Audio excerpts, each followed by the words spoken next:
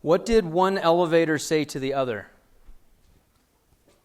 What did one elevator say to the other? I think I'm coming down with something. No? You like it? Okay. Why are parallel lines so lonely? Parallel lines, why are they lonely? They never meet. Well done. Well done. And what type of music do mummies sing in the shower? Mummies. What kind of music do they sing in the shower? Rap music. You got it. You got it. Okay. So this material is actually game on for the exam. And then we'll finish a little early today. So you're welcome to stick around and we can do some question and answer if you want, like a little review. A lot of what we are covering in the beginning is very much a review today. And then we'll kind of get into some uniquenesses as we differentiate between the different types of muscle. So just to refresh, what do muscles do? Well, they contract, they shorten. They have a specialization in the way they're organized, right? Muscles, fibers, another word for a muscle cell. And this tissue is cellular rich, and it's extremely well vascularized. Why do you suppose it's well vascularized?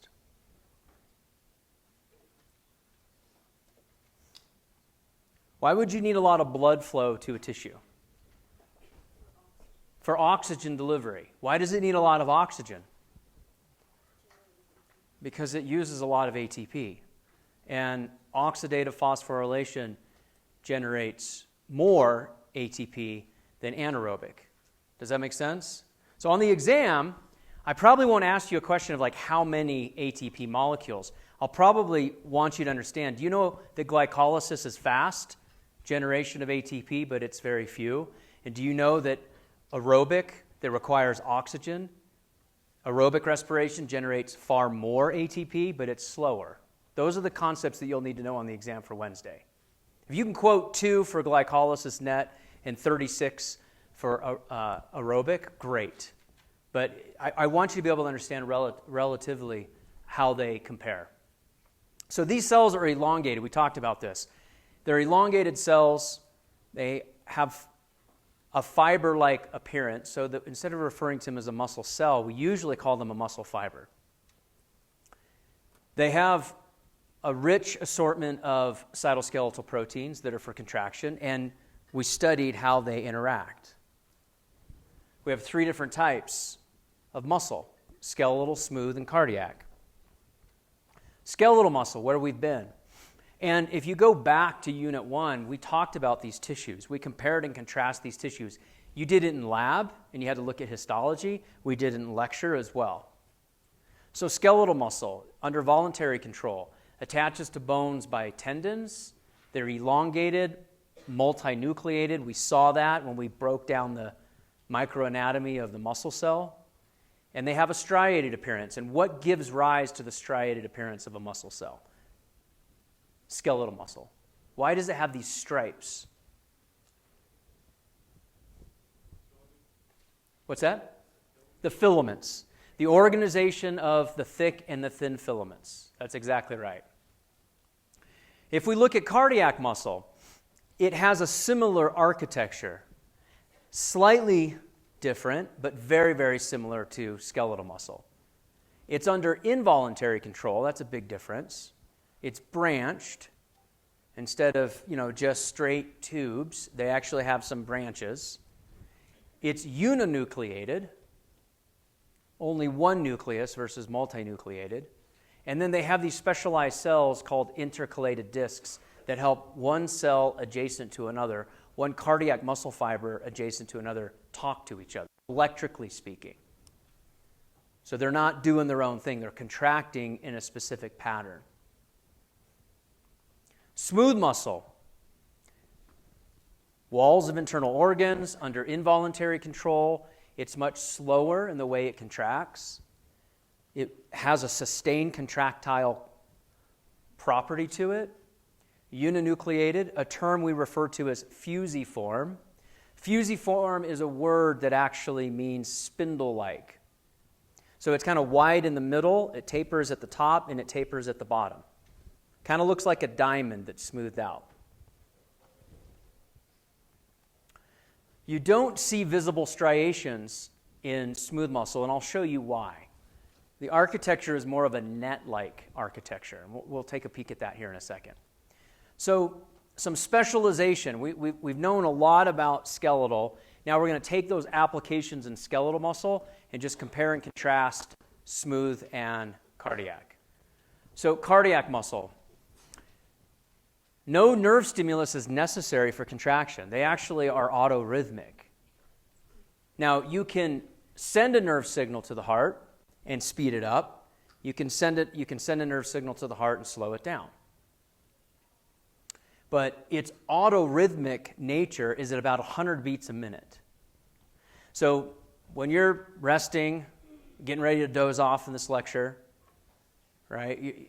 You're not at 100 beats a minute because you're under parasympathetic output, right? Rest and digest. You're kind of falling asleep to the monotone, boring professor. So you drop from 100 beats per minute to 90, 70, 65, 57, and then you're asleep. And that's parasympathetic innervation onto the heart that takes it from 100 down to resting.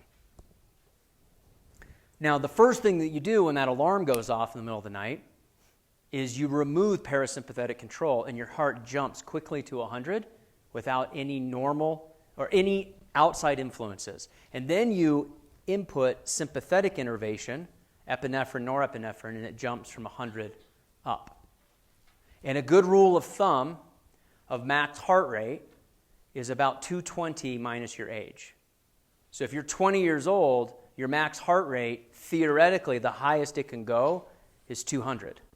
Now, there's a plus or minus 10 factor there. So maybe 190 to 210 would be your max heart rate at 20 years of age.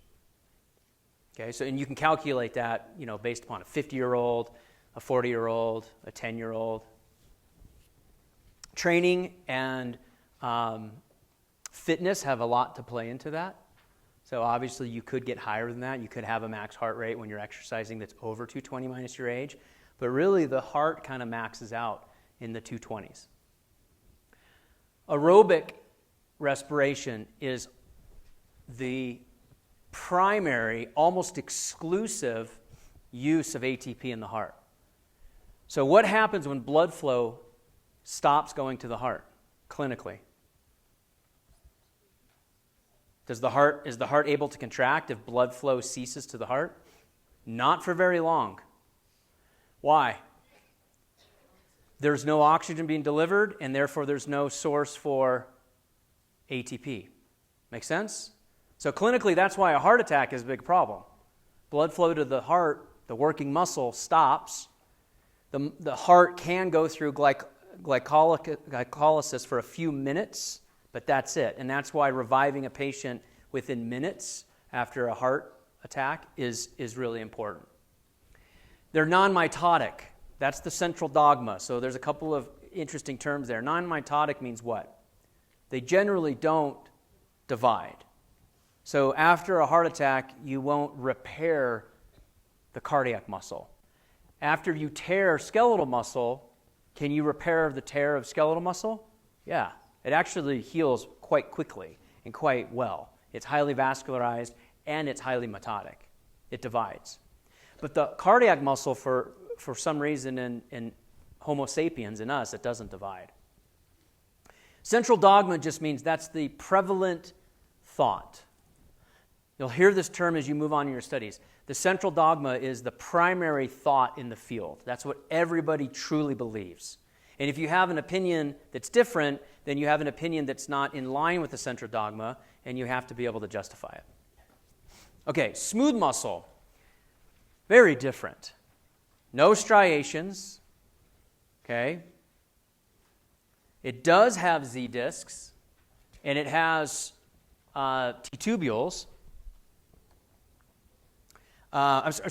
It lacks all three of these. No striations, no Z discs, no T tubules. The calcium instead comes from outside of the cell, from the interstitial fluid. So let me repeat that. We lack in smooth muscle striations. We don't have Z discs. We don't have T tubules. We still use calcium, but we don't store it inside the cell. We actually bring it in from the outside. It still has actin and myosin. They're just organized differently. So here is a relaxed smooth muscle, and here is a contracted smooth muscle on the right. Relaxed, elongated, spindle-like, kind of fat, in the middle, thinned out at the top and the bottom. And then here it is contracted where it's just bunched up. That's the fusiform shape. It can undergo mitosis, so it does divide. It actually divides quite well. In fact, the smooth muscle in the vessels is the culprit for atherosclerotic disease. All right, so you have older patients that have endothelium that's damaged. Maybe they were long-term smokers. They have hypertension. So that inner compromise. The middle lining of the blood vessel is smooth muscle. So the smooth muscle grows into the lumen and starts to replicate and divide and actually closes off the opening of the blood vessel. That's the problem with atherosclerosis. So they can undergo significant cell divisions. We have two different types here, multi-unit, which is on the left, and we have single unit on the right. Multi-unit, the image A picture, or the left image, these fibers have independent sources of nerve innervation. You can see the synapse. So there's an autonomic nerve fiber that comes down, and it synapses onto each one of these smooth muscle fibers. Over here in single unit, it's one that innervates all of them. So in the multi-unit on the left, they can contract independently of each other. So erector pili muscles, like the hair stands up on your arm, but sometimes it's only in one area, right? Which is kind of weird. It's not the entire arm. And then it kind of moves to the entire arm. Larger blood vessels, pulmonary airways, the iris, that's an example of multi-unit. Single unit, they contract as a whole unit on the right. They act like a single cell, and this is most of the smooth muscle in the body is single unit. Multi-unit on the left, single unit on the right. Most of the body smooth muscle is single unit, image B or the right image, where they contract as a single unit. So continuing on the theme of smooth muscle, so we spent a little bit more time on smooth muscle because cardiac and skeletal are very, very similar.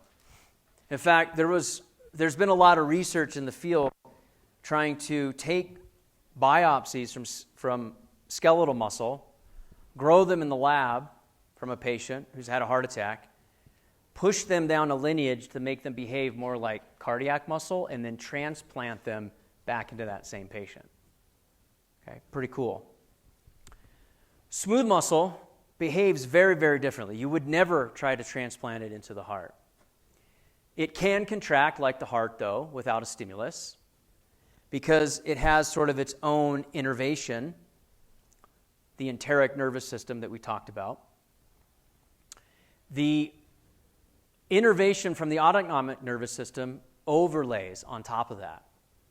And it has these areas known as varicosities and diffuse junctions. The varicosities are where the synaptic vesicles are stored and your neurotransmitters in the varicosities. The diffuse junctions act like the synaptic clefts, like we saw in skeletal muscle.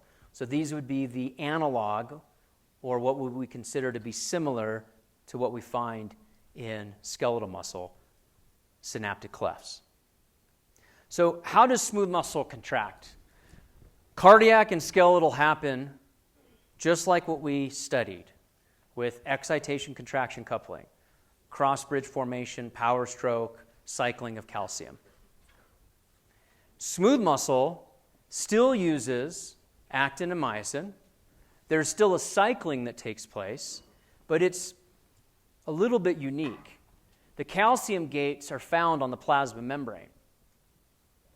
They're voltage gated, there are ligand gated, and mechanically regulated. So you can send an electrical impulse, open a calcium gate, you can have something bind, or mechanically you can stretch, and now the smooth muscle will actually contract. And that's like happens in the esophagus, or in blood vessels, or in the GI tract. As the stretch response happens, that's a mechanically gated channel that opens. Calcium comes in. Instead of finding troponin, it finds a molecule known as calmodulin. So calmodulin is the regulatory protein that's the analog to troponin. So calcium comes in from outside the cell, not from the terminal cisternae, not from the sarcoplasmic reticulum, not stored inside the cell. It comes from the interstitium, or the outside area, binds to calmodulin, and then allows for actin and myosin to interact. It's a very slow contraction, and it's very slow to relax. So when you look at skeletal muscle and cardiac muscle, we see the contractions as these spikes. Make sense? You see the nerve impulse, and then it's followed very quickly by a muscle contraction that's a spike. It's very fast. A muscle twitch. Do you remember the muscle twitches? Cardiac does the same. Smooth muscle, the waveform is more what we call sinusoidal. So it actually kind of like, nice rolling waves in the ocean. So it comes up and then comes down. Comes up and comes down. Very, very methodical. Not quick like skeletal and cardiac. So it has what we call a long latent period. And the latent period is this interval between when the action potential fires and then the initiation of contraction. So you don't see these peaks. You don't see these spikes. You see kind of rolling waveforms. Sinusoidal is the name for it. So hopefully from this picture that's blown up a little bit, you can appreciate the actin filament and the myosin filaments. And it's more of a dispersed checkerboard pattern. It's not kind of a grid, if you will, like what we saw with skeletal and cardiac. So you don't get the striations. You still get the ability to contract this entire thing down into this ball. But the actin and myosin contraction doesn't have sort of that striated zebra look that we see with cardiac and skeletal. Okay? Questions? Skeletal, cardiac, smooth. Go ahead. Sorry, can you repeat one more time what the latent period meant? Yeah, so the latent period is from the moment of the action potential firing to when the muscle itself starts to contract is slow. So that's a latent period. It's a delay. Whereas in skeletal and cardiac muscle, it's within milliseconds. Okay? All right, I have a question for y'all.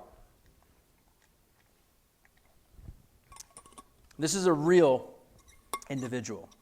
In 97, Wilson Kepter from Denmark set the world record for the 800-meter dash in 1 minute, 42.67 seconds.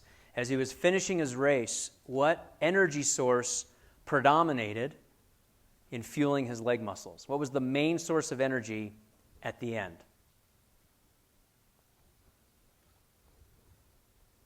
Any ideas? C? Aerobically generated ATP. Why? I agree. You can't answer twice.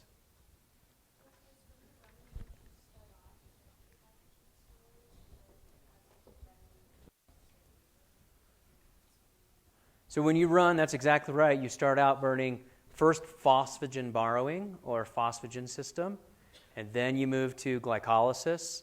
And about what time point do you switch to aerobically generated ATP? You guys remember? Just before a minute. It's about 40 seconds is when you start switching over to aerobic. So on the exam, if I'm asking questions about beyond 40 seconds, I'm talking about aerobic. If I'm under 40 seconds, you need to know, is it the first 10 for the phosphagen borrowing, or is it like seconds 10 through 40? Make sense? Okay. Type of muscle contraction is shown here. You can see the dumbbell, the movement. Look at the arrow, look at the picture. What kind of contraction is this? Isotonic and concentric, isotonic and eccentric, isometric. You're not allowed to answer D. What does everybody think? A, isotonic and concentric, that's right. Concentric, the muscle shortens as it maintains tension. And remember, eccentric would be if it was going the arrow was going the other direction, right? Okay, how about this? Some of you, this might be some of you, and how you make a little bit of extra money, right? As a food server. What is this contraction an example of? Isotonic and concentric, isotonic and eccentric, isometric. It's C isometric. Okay, no movement, ideally. Otherwise, the ranch dressing's on the floor. Okay, how about this one? You got to follow the pictures.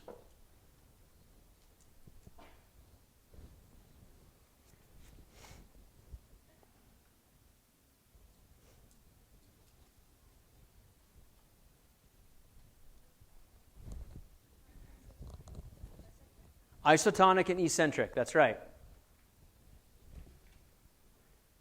Questions? Okay. Let's, in the last little bit, we're going to talk about different types of muscle fibers. And I think you'll find, I find a lot of this ex-phys, exercise physiology, quite interesting. I mean, some of you may not, but some of you might really lean into it. So, muscle is not muscle, right? We talked about there's three types of muscle. We have skeletal, we have cardiac, and we have smooth. Cardiac and skeletal are very similar type of muscle. Smooth is very different, very unique, but they are designed for different applications. You wouldn't want smooth muscle responsible for contracting your heart.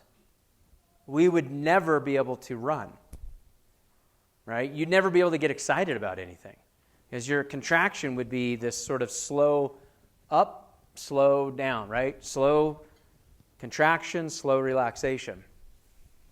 Skeletal and cardiac behave very differently. And within skeletal muscle, we're going to break it down even further. There's different types of muscle cells, otherwise known as muscle fibers, in skeletal. Because we have, throughout our life, different types of activities. There are certain activities that you need to harness energy quick. Other activities, you need to be able to sustain the activity for a long period of time. So, slow twitch muscles, or slow, what we call slow oxidative, has three names. Slow oxidative, type 1 fibers, or type 1 cells, or what we refer to as red muscle, because histologically, they stain very dark. And so the SO is slow oxidative fibers, these sort of really dark stained, dark red. Now, why? Why do they stain that dark? Because they have a high density of mitochondria, myoglobin, in capillaries. And why do you think that is? Why would these slow oxidative type 1 fibers have a lot of mitochondria, a lot of blood flow into them? Any ideas? Because of aerobic respiration. So the slow oxidative, they have less power, but they don't fatigue very quickly. So you use them in places like postural muscles. Your postural muscles you need to use all day long. Okay, let's look at the fast glycolytic. All of what we're going to call them white fibers. They look pink, okay, but they're referred to as white muscle instead of red. Fast glycolytic, type 2 fibers. Because in comparison from a stain, if you don't stain them with eosin, which is this pink color, they actually have a more white appearance to them. And the slow oxidative are like a dark red. So white muscle, they're usually much larger than the slow oxidative, high power but high fatigue. They leverage the creatine phosphate pathway and the glycogen lactic acid pathway. So what muscles would you expect that you would use here? You would find with fast glycolytic. Any ideas?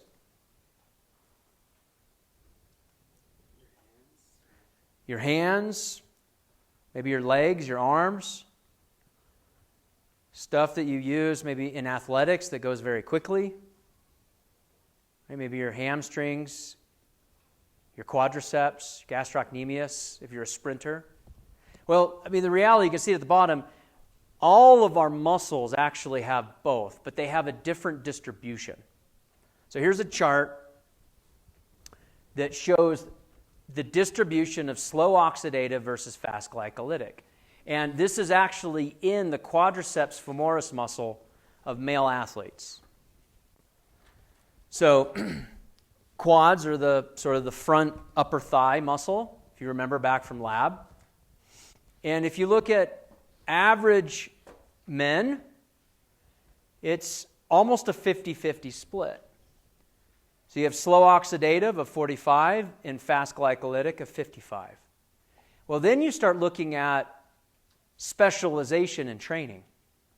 Swimmers, 74% slow oxidative, 26% fast glycolytic. Sprinters and jumpers, it's really the reverse, right? So your training specialization can push your muscle fiber type a different direction. And there's lots of research on this, which is kind of cool. So you are a very dynamic organism, right? You remember Wolff's Law when we talked about remodeling of bone? You can absolutely remodel your muscle. And that's why training happens. That's why we do physical therapy. That's why you have, sports medicine and athletic trainers. All right. Pretty gross picture maybe, but it tells the concept that muscle cells can remodel, significant hypertrophy, and actually fiber specialization. Fiber specialization is what we're talking about on this graph. Hypertrophy is what this gentleman is demonstrating. But you have to remember, hypertrophy in the case of this individual, which probably is not doing this au naturel. Okay, if you're juicing, if you're using an anabolic steroid and you're having an effect on skeletal muscle, what's happening to cardiac muscle that is like the twin or the close cousin of skeletal muscle? It's going to enlarge as well. And so you can Google this, like Arnold Schwarzenegger is probably the most famous individual for this, right? He's had multiple cardiac surgeries to actually reduce the size of his heart. But, we don't talk about that. So that's why we're always warning athletes to be aware of how they're training and supplementing, because you can actually, hypertrophy the skeletal muscle and get momentary improvements, but the long-term consequences of what's happening to the heart could be dangerous. Okay, so why do muscles tire? Why do they fatigue? And I'm not talking about psychological fatigue, where you feel like you're done. There is a physical or a physiologic end to a muscle's ability to contract. So let's brainstorm. Tell me what you think. Why do they wear out? Why can't you continue? Lack of energy, no ATP. Okay, perfect. Ran out of ATP. ATP shortage. What else? What's on the screen? Help you out. Lack of nutrients. Okay. So what happens if sodium and potassium are in depletion? Can you send an action potential as well? Can the sarcolemma respond as well? All right, this is the basis for a lot of these original sport drinks. Like the OG was Gatorade. And it was an exercise physiology professor who invented it at the University of what? Florida, the Gators. Called it Gatorade for the football team. Okay? University took all the royalties. He got nothing. So he had to keep teaching. That's not the moral of the story. The moral of the story is the original sport drink was based upon what we just talked about in this class. Okay, that's where that concept of bringing in sugar. I'm not talking about Gatorade Zero. One second. Gatorade Zero is dumb. Sorry. It's a marketing, no sugar added. The whole point of having the sugar is for what? Why do you deliver sugar to an athlete that's about to hit the wall? It's an energy supply, right? It's to manufacture ATP. You can't make ATP from saccharin, okay? But in the marketing world, it's like, oh, no sugar. Sugar's bad. No, it's not bad. So I will not buy my kids Gatorade Zero. It's just dumb.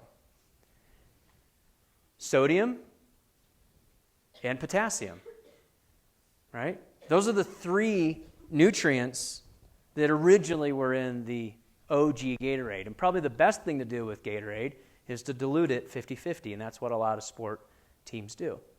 Question back here. So if you're lacking electrolytes, why do your muscles cramp? Why do they cramp if you're lacking? Well, so it's the relaxation phase, right, with a lack of potassium. So the question is, when you're lacking electrolytes, why do you get a lot of muscle cramping? Potassium helps with the recovery, right? And the relaxation of the action potential as well as the signal down the sarcolemma.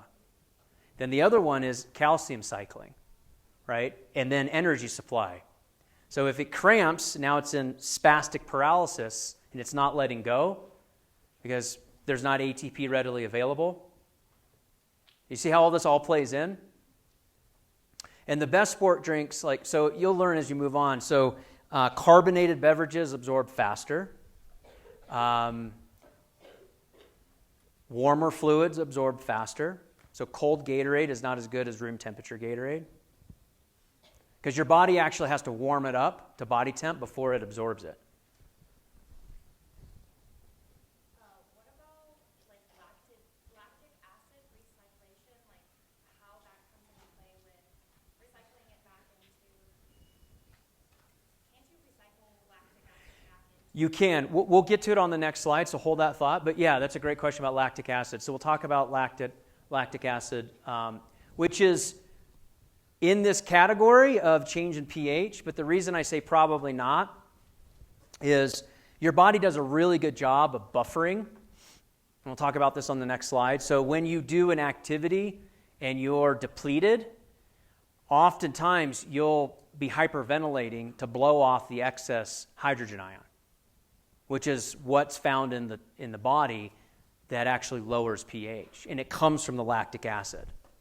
Okay, so we'll make that tie here in a second. But all of these explanations are why muscles tire or why they wear out. So really the last slide is your question here, is oxygen debt. So when you have lactic acid moving to pyruvic acid, which is your question, you can recycle this in the liver and make glucose again. But the problem is if you're highly in glycolysis, right? Because you're burning all your energy and your glycolytic pathways are in high gear, you might be building too much lactic acid faster than what the liver can convert to pyruvic acid back to pyruvate to make more glucose. So what you end up doing is you use what's called the bicarbonate buffer system. You'll learn about this in 202. So the bicarbonate buffer system takes hydrogen ion and it moves it to the lungs and it converts it to CO2. So you blow it off as CO2 and water, and that's how you eliminate your free hydrogen ion in your body. And so that's why after you're done with a race or an event, you're still breathing heavy, you're moving, you're ventilating really quick, and it's like your activity was over minutes ago. Why am I still respirating so heavily? Is you're trying to pH balance, number one. Number two is you're replacing all these oxygen reserves that you might have burned. And then number three, remember the myoglobin and hemoglobin change? So the hemoglobin's found in the blood, the myoglobin's found in the muscle, and that phosphagen system will strip a phosphate group off of the hemoglobin, bring it into the muscle for fast energy. So you got to reset all that. You got to replenish your creatine phosphates and take any adenosine monophosphates back to triphosphates. You got to replenish all of your ATPs. You don't even have to think about this. It's happening, right? You're cheering. You're like, yes, I finished the race. And you're just like breathing heavy. You know, they're always interviewing athletes after the game, and they're like, and he's like, give him like a 45 seconds just to catch his breath. You know, give the young lady just a minute to kind of catch her breath so that she can actually talk. All right. Kind of putting some stuff together for you, hopefully putting it into a relevant content that's interesting.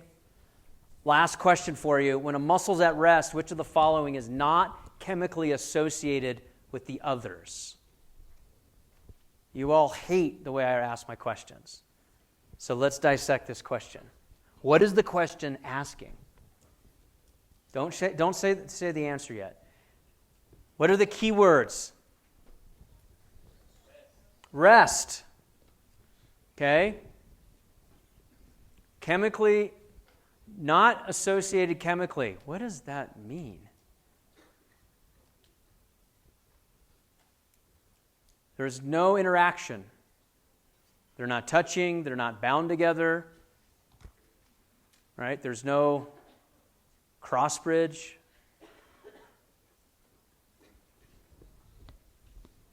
What is it?